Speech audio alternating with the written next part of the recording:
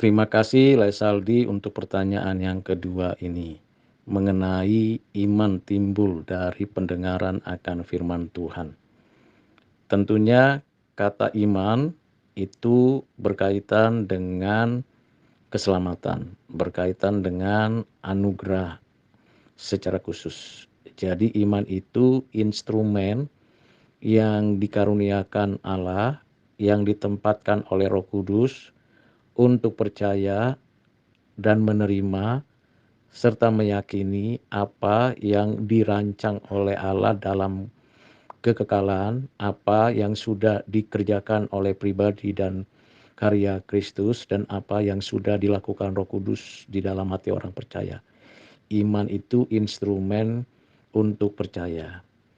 Dan sasaran dari instrumen itu ialah iman timbul dari pendengaran akan firman Tuhan. Jadi bagi setiap orang diberikan pendengaran.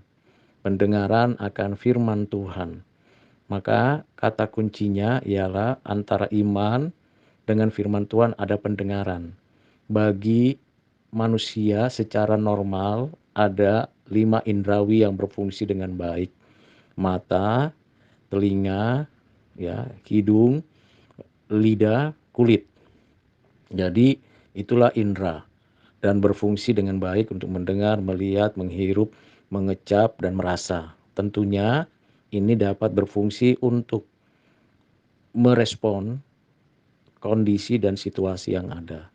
Dan setiap orang secara normal akan bisa menggunakan itu. Tetapi kita melihat kenyataannya bahwa tidak semua orang memiliki fungsi yang baik untuk setiap indera. Dan Laisaldi memberi contoh tentang pendengaran. Memang orang yang sulit mendengar atau tidak punya kapasitas mendengar karena memang secara fisik tidak bisa mendengar dan tidak bisa mengetahui apa yang ada di dalam sekitar, di wilayah sekitar, di suara-suaranya. Jadi betul-betul disebut tuna rungu atau tuna bicara dan sebagainya. Nah tentunya karena ini adalah suatu kondisi yang berbeda dengan yang umum, maka cara Tuhan berbicara untuk menyampaikan firman Tuhan itu tidak mekanis, tidak seperti mesin, tapi fleksibel, dinamis.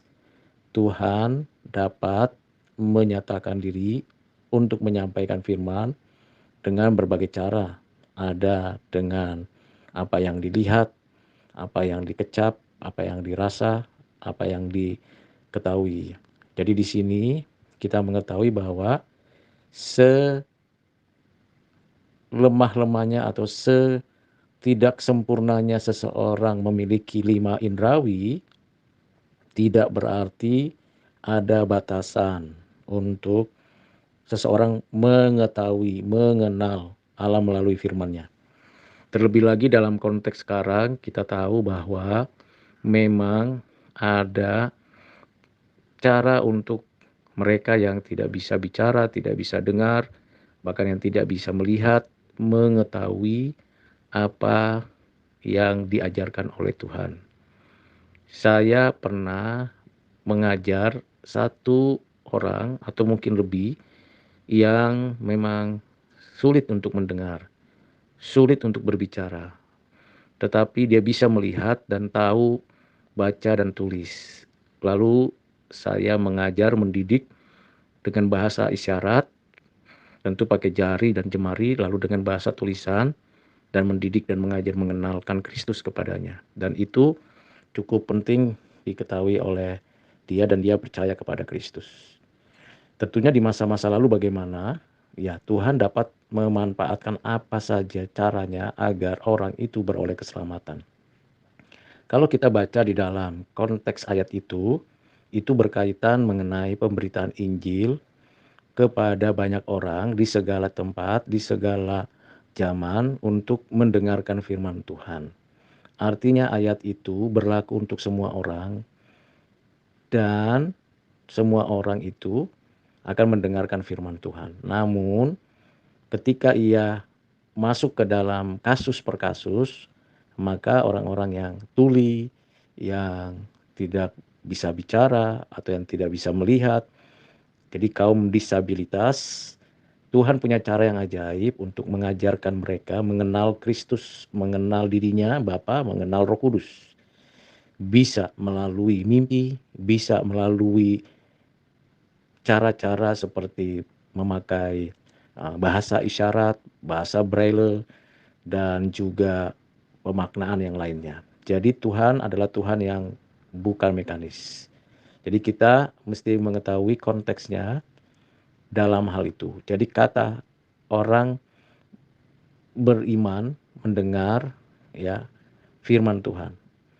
Iman timbul dari pendengaran akan firman. Firman Tuhan sudah diberitakan melalui berbagai cara. Yang mendengar berarti mereka yang menggunakan pendengarannya. Tetapi iman timbul apakah bisa tidak melalui pendengaran? Bisa. Berbahagialah orang yang tidak melihat namun percaya. Iman juga menunjukkan kepada sebuah tindakan. Iman juga bisa menunjukkan kepada sebuah keyakinan yang mendalam. Karena iman memiliki 3 bagian penting, yaitu pengetahuan, tentu melalui apa yang diketahui atau dipahami dari firman, kemudian adalah diterima, diyakini, lalu diterapkan. Jadi iman timbul dari pendengaran akan firman Tuhan. Kata pendengaran itu bukan hanya berkaitan dalam konteks kaum disabilitas, bukan dalam konteks orang umum saja. Jadi hal ini yang mungkin perlu dielaborasi lebih mendalam karena banyak kaum disabilitas khususnya yang tuli ataupun yang tidak bisa mendengar bisa mengetahui, bisa mengerti, bisa menerima dan percaya akan firman Tuhan, akan apa yang diajarkan dalam firman Tuhan. Dan pengkhotbah khusus untuk kaum disabilitas seperti itu memang sangat jarang. Umumnya khotbah-khotbah untuk memberitakan, mengajarkan, menjelaskan firman Tuhan itu bersuara. Tetapi kita seharusnya kalau ada di satu gereja, kalau ada di satu tempat yang seperti itu, kaum disabilitas, kita bisa menyediakan orang-orang yang secara khusus dilatih untuk bisa menjelaskan tentang firman yang dikhotbahkan. Kiranya jawaban ini dapat dipahami dengan baik dan Tuhan memberkati Saudara Saldi untuk juga mencoba memberitakan Injil kepada mereka, kaum disabilitas. Dan kiranya Roh Kudus menolong Saudara Saldi untuk memberitakan Injil untuk kaum disabilitas tersebut. Amin.